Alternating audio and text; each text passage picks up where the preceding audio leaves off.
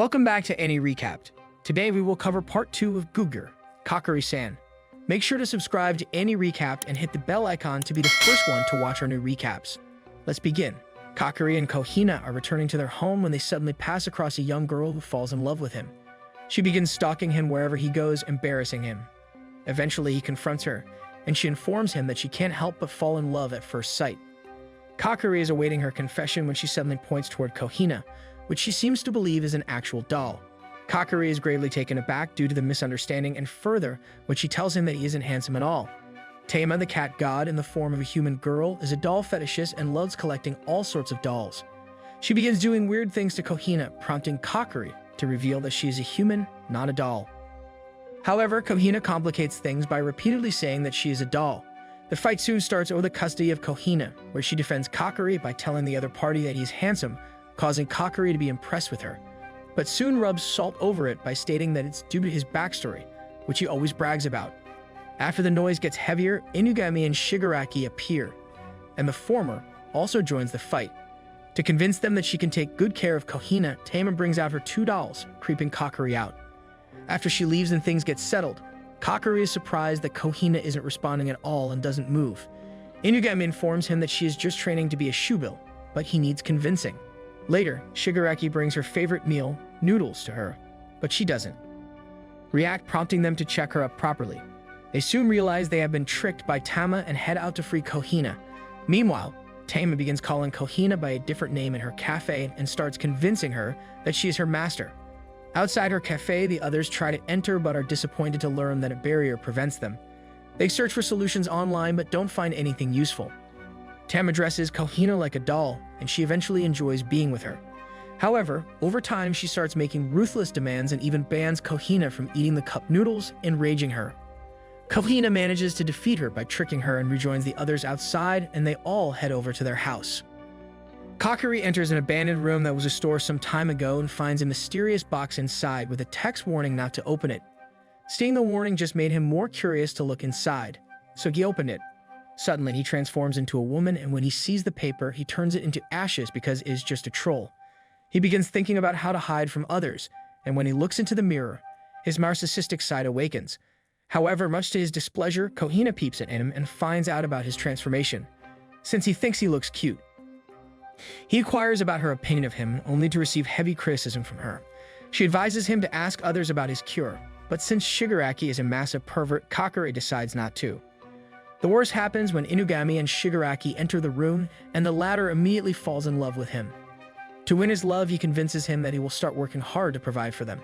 Since Kakuri asks for their help in transforming back, he states that the only technique is kissing between the two, further enraging him. Kakuri continues searching for solutions to enjoy his time like in the old days. Even after continuously trying to break the curse for 3 days, Kakuri is unable to find a cure for her transformation and is forced to spend time as a woman. After taking a bath, Shigaraki confronts him about all the female stuff he uses. He initially denies using anything, but soon reveals that he has been trying them out since the day he transformed. The following morning, he enjoys his time when Shigaraki informs him about winning the lottery and invites him to a hot spring. Due to his dumbness, he falls for his date plan and accepts going together with him. Kohina immediately informs him about this, but it is too late when he realizes that he used most of the money to buy tickets. Since Shigaraki is secretly planning on taking him out on a date, he declines his request but suddenly finds out that Kohina and Inugami are heading over there as well. When Shigaraki reveals that the hot spring can break curses, Kakuri has no choice but to accompany them. Tama also meets up with them and heads to the hot spring since she can't restrain herself upon hearing about them. Too excited to get back into his normal form, Kakuri immediately starts inquiring about the hot spring, and Shigaraki assures her that they will visit there once they have placed their lodgings in their room. After placing everything, Kakuri is much displeased when he realizes that Shigaraki doesn't know about the location of the hot spring that cures the curse despite his assurance that it is somewhere in the town. As the time for dinner is upon them, they decide to take a bath, and Shigaraki has no choice but to get into a separate one. While they are bathing, Inugami enters the bath in his female body, causing Kakuri and him to throw a tantrum. Since his presence is still bearable as a female, Kohina asks him why he doesn't continue living like this, and he starts a made-up story about men left and right wanting to marry him, causing everyone to look at him in disgust. Meanwhile, Shigaraki is in the men's hot spring and is trying to peep in, but is having difficulty looking through. As everyone is teasing each other, he cannot restrain himself anymore and climbs up the wall, though he is disappointed to learn that they all are wearing bikinis to save themselves from him. But it isn't enough to stop him as he continues to enjoy looking at their feminine bodies, forcing them to knock him down. Later, when no one is trying to help him, Kakuri goes out by himself to look for the secret spring, but since he doesn't have any idea about the location, Shigaraki catches up with him. On their way, Kakuri is enraged that Shigaraki is treating him like a woman. After a long way, they reach the hot spring that is supposed to cure Kakuri's curse, though he is furious to learn that it doesn't work on an older woman. After getting back disappointed, Shigaraki cheers him up, taking him to an entertainment shop while Kohina and Inugami stalk them. Since the things Kakuri is taking are too heavy, Shigaraki tries to assist him but fails because the other thinks he is flirting with him. Kakuri explains that he doesn't want anyone's help with something he can do, and Shigaraki suddenly picks him up to carry him. As the two are about to kiss, the condition for the curse's treatment is met, and Kakuri returns to normal, causing both of them to vomit in disgust. They are all out shopping when Kakuri spots his hair dye on sale. Since he wants his fox form to remain as elegant as ever, he dyes his fur daily to look like a fresh sprout. Later, when he is taking a bath, he realizes that his hair is falling out and starts stressing over it. Kohina finds his fur all over the place in his fox form and tells him that he is soon going bald, increasing his worries. He doesn't want to look older, so he decides to look online but finds no help. Suddenly, Inugami walks in and finds out about this. To keep him silent, Kakuri knocks him out and buries him, so his secret remains safe.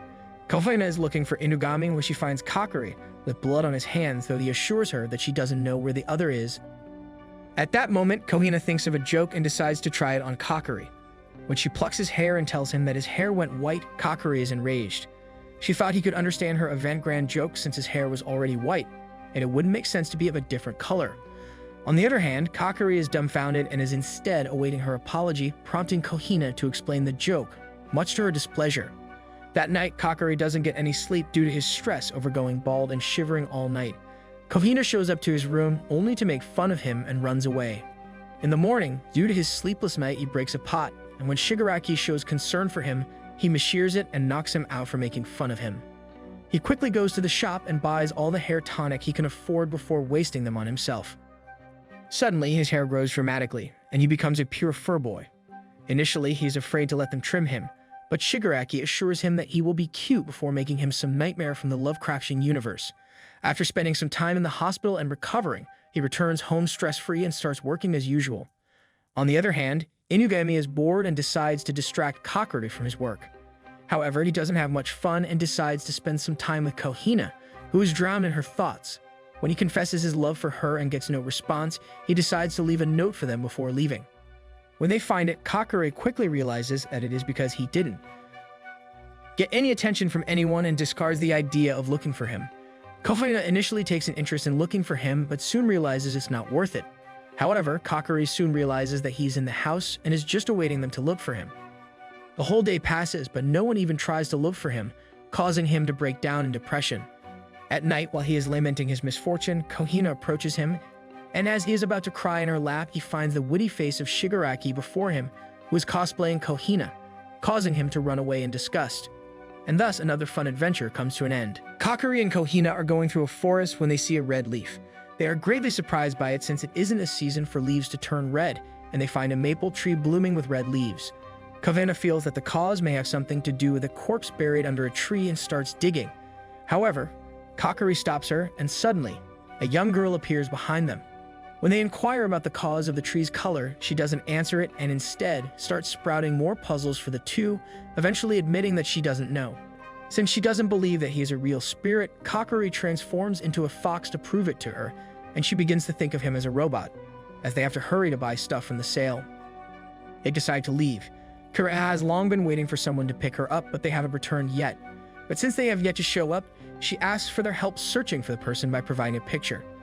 In the city, Kakuri concludes that she is the spirit of the maple tree, which is why all the leaves are red. Shigaraki eventually joins them, and when he asks him about the person, he directs them to Tengu, who knows every person there. However, Tengu is a pedophile who is interested in young boys. With no choice left, Kakuri agrees to turn into a younger boy to receive his help.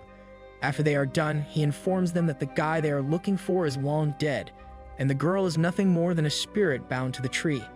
Hearing this, Kohina begins making fun of Kakuri. who thinks she is the spirit of the tree itself. Afterward, they go there to deliver the news to her, and she weeps over her lover's demise. When she asks whether there is any way they can bring his spirit, Shigaraki assures them that there is a way and contacts the underworld to inquire about her lover. However, they soon hang up when they hear his name since he has blackmailed them in the past. Seeing as there is no other way, Kakuri contacts them, and due to his professionalism, he receives the information regarding Kure's lover. He tells her that her lover's spirit isn't in the underworld since he chose to be reincarnated, but before she can limit, he informs her that the tree she's bound to be none other than her lover. And thus, a fun story of a couple comes to an end. In the middle of the night, Inugami craves cold water, and as he drinks from an unusual bottle, he transforms into an infant. Kakuri suddenly enters the room and is shocked that he drank the youth water, which he got his hands on after much difficulty. Kohina is afraid of young children and instructs him to be somewhere far from her. Shigaraki enters and informs Inugami that it's time he learns some manners and corrects his perverted ways. Though it is revealed that he too drank the water, although not as much as Inugami to turn into an infant. With no choice left, Kakuri decides to take care of them until they grow up since they don't have any solution for turning them back into adults. When Shigaraki informs him that he is still an adult on the inside, Kakuri is prompted to ask him about the compensation for the expensive water. The following day, he resolves to go out to flirt with girls since it isn't a crime for a young boy to do so, unlike his adult self, but Kohina manages to stop him. To convince her he is wrong, he starts explaining his weird fetishes to her, forcing Kakuri to make him drink more water, completely turning him into a baby. He suddenly realizes that he has to look after two kids and asks for Kohina's help, but she's afraid of them and doesn't want them near her. She explains that they eat her parts, and Inugami suddenly consumes her smile. At night, Kakuri cannot sleep and is forced to go out with the little Inugami, who demands he play with him. After a tiring night, Kakuri turns into a kid since he cannot take it any longer. As Kohina enters his room, she is greatly taken aback and decides to call Tama to help raise the children. Since Kakuri's clothes are for his adult self, he cannot go out in them and is forced to wear a maid's uniform. On their way to shopping, Kohina ponders whether he will return to her since she misses spending time with him and is afraid of being forgotten. Kakuri notices her, and as he is about to console her, he turns back to normal. Weirded out by his clothing, everybody looks at him in disgust. Thus, another fun story of them comes to an end. On Christmas Eve, Kohima is roaming around and stumbles upon a shop selling delicious noodles. Since she doesn't have money, she decides to steal it. However, before she could decide, a suspicious man approaches her and demands something. Kakuri, who has been following her, sees this and immediately knocks him over. The man starts talking about suing Kakuri, and when Kakuri reveals his ears and fur, he ultimately gets freaked out. Though the reason he is scared isn't because of the appearance, but rather the inability to see ghosts. He explains that he approached Kohina, a young girl, so he could find out about what girls desire most as gifts. Since he hasn't communicated with his daughter for long, he wants to surprise her with a gift and mend their relationship.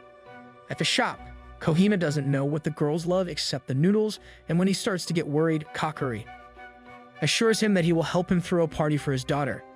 As they reach his home, they find his daughter drinking independently since her mother is already at her office. Kakuri hands him a good luck charm before he confronts his daughter and is amazed that he got a response from her, something very unusual. After partying all night, Kakuri informs him that his time is up, prompting the man, a spirit, to pass over to the next life.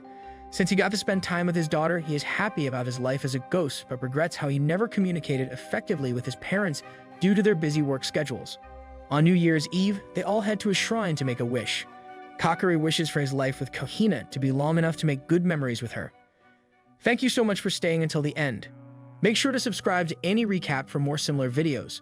Bye!